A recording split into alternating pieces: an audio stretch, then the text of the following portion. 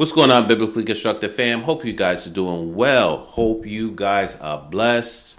Hope you guys are having a great start to your work week. And so, guys, listen, let's talk about this topic of judging. Should we judge? Is it appropriate for us to judge?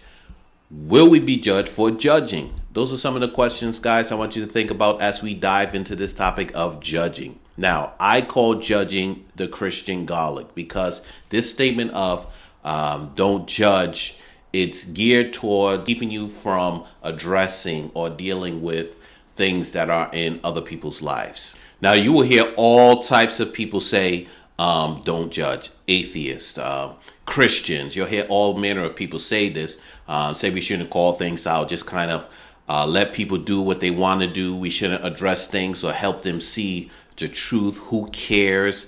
Let them figure it out. And make their own decisions to judge the fruit. Instead of forcing people, this is the real fruit, that's bad fruit. I'm forcing you to come to the real good fruit. Let people be lukewarm if that's what they want. Let people do what they want. That even though it's way better if they would do it the right way, it's better for them to have the Jesus sticker in their car with a horrible heart doing other things than having the devil and Hail Satan sticker on the back of their car. So according to her thinking, if the ship is sinking, don't worry about others. They'll figure it out for themselves. If there's a gang around the corner killing every passing person and somehow you made it by, you made it through, and you see people heading towards that way, kind of just let them figure it out. If they get killed, then hey, they get killed. Reminds me of what's that, Rocky IV, when the Russian says, if he dies, he dies. Wouldn't you want to be warned? Just ask him, wouldn't you want to be warned? 2 Timothy 4:14-15 says, Alexander the coppersmith did great harm to me. The Lord will repay him according to his deeds. You too should be aware of him, for he has vigorously opposed our message. This is Paul's warning of Alexander the coppersmith. Why? Well, not only did he do Paul great harm, he opposed the gospel message. And let's not forget, Paul is about to die.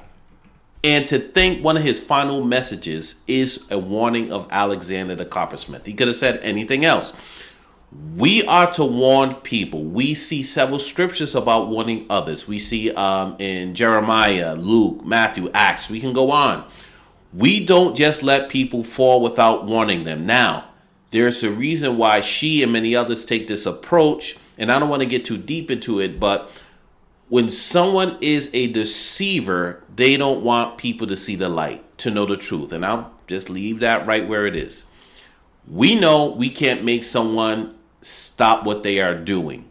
We know that sometimes the best we can do is warn them. Now, let's go deeper in this topic of judging, why people say don't judge. And again, many people don't want you to address their lifestyles.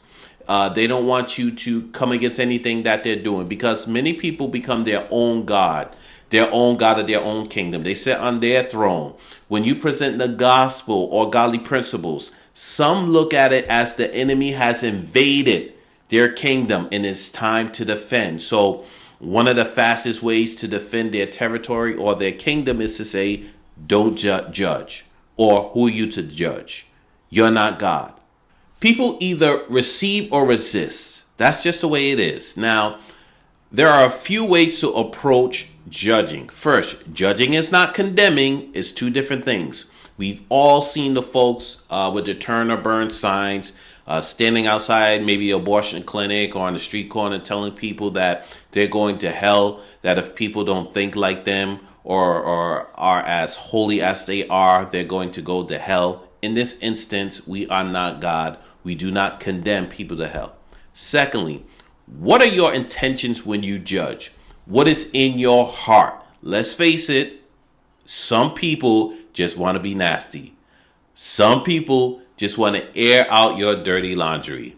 And there are some folks that just kind of get a kick out of it. It makes them seem holier than other people. And I'm pretty sure if you've been around, you've come into contact with folks like this. Well, this obviously is not how you judge. So what is the right way to judge, even if we are able to judge? Well, let's answer the latter. We are the judge. but it is to be done righteously. Matthew 7, 1 through 3 says, do not judge so that you will not be judged, for in the way you judge, you will be judged, and by your standard of measure, it will be measured to you. This is saying don't judge because you will be judged by the same standard when you do judge. This is a warning as how people should judge.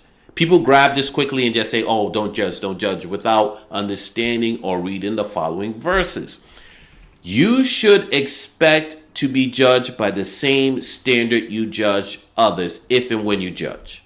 So, if you go by the first two examples I gave you, the Turner Burn folks or the dirty laundry people, then this is a problem because you will be judged the same way you are judging others. But if you judge out of love, out of concern, out of compassion, if you are judging error because you want to help, if you want to guide and restore, then you will be judged the same way you by the way you judge them, and you should be okay with that. Let's go to John 7:24 because even this can be taken out of context. John 7:24. Judge not according to the appearance, but judge righteous judgment. Okay, guys, there's a lot going on when Jesus makes this statement, and to kind of quickly sum it up. Some of the Jews and the Pharisees, because of the law, felt that Jesus was a lawbreaker because he healed folks on the Sabbath. So there was some conflict going on. Now, when we go earlier in chapter 7, Jesus is kind of explaining things about the law. Then when we get to verse 24, he makes a statement, judged by righteous judgment, not by appearance. Now, the appearance doesn't necessarily mean how someone looks. It more so means how something looks.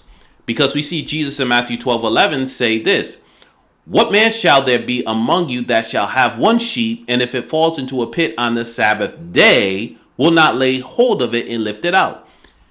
Jesus is testing the Pharisees as to what appears right. What is the right thing to do regardless of the Sabbath law? Now, you can see why this will cause conflict because the people abided by the Mosaic law. Now, this just kind of break things down for you. Now, again, Jesus was addressing the heart in Matthew 12:11. You have a sheep in a pit. You will leave him trapped there because of the Sabbath law? When we look at a situation or judge a situation, do you allow anger, pride, self-righteousness, the opportunity of I gotcha to dictate why you judge? If that is a yes, then you should expect the same kind of treatment. So as a tip, look at your heart in regards to the situation you're about to judge, because remember, we see the warning. Whatever measure you use, you should expect the same thing when it comes to you. Just like we see in scripture, the man forgiven of his debt, but then sees someone who owes him, and then he has him thrown into jail. When word got back to the one who forgave this man of his debt, how he treated that man, he was treated in the same manner.